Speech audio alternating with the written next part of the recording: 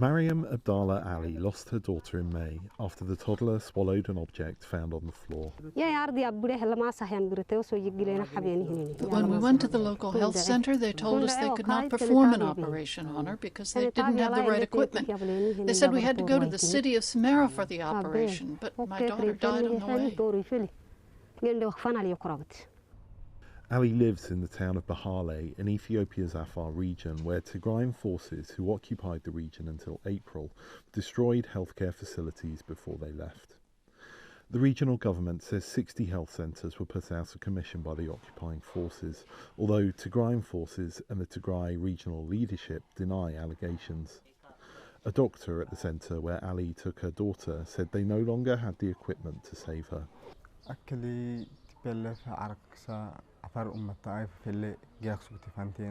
This health centre was one of those where medical devices were available. In the past, we used to perform operations because all the equipment and the medications we needed were here, but the TPLF destroyed this health centre completely.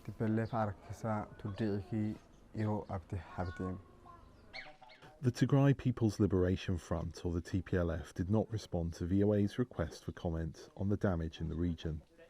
In nearby Kanaba district, a health centre was ransacked and severely damaged. The medical laboratories have been completely destroyed, and we cannot carry out health checks because we do not have medical equipment, even treatments for AIDS and diabetes. There is a big shortage of medications. Also, the lack of electricity has a negative impact.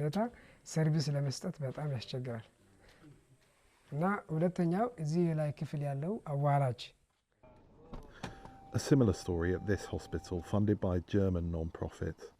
While the need for food aid in Ethiopia has been dominating the headlines, officials say there is a great need for medical services too.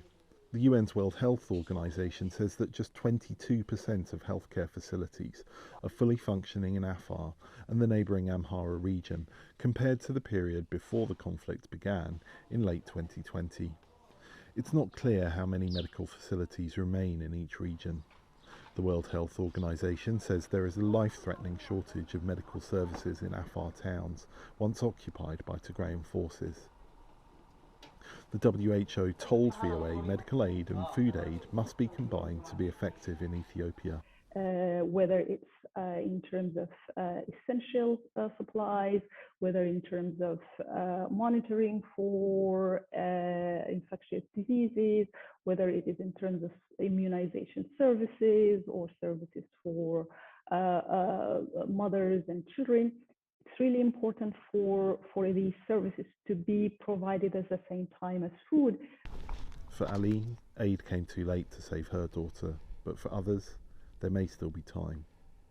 Henry Wilkins for VOA News, Bahale, Ethiopia.